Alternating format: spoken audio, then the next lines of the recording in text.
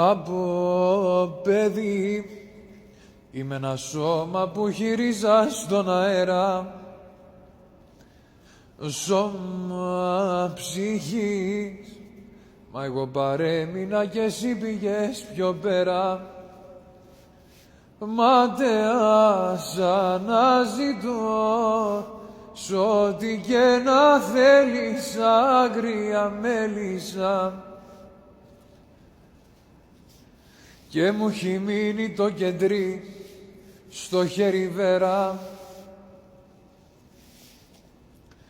Ώρες μικρές στα σκότεινα του πόνου πιάνω τη συχνότητα, σε θέλω τραγικά.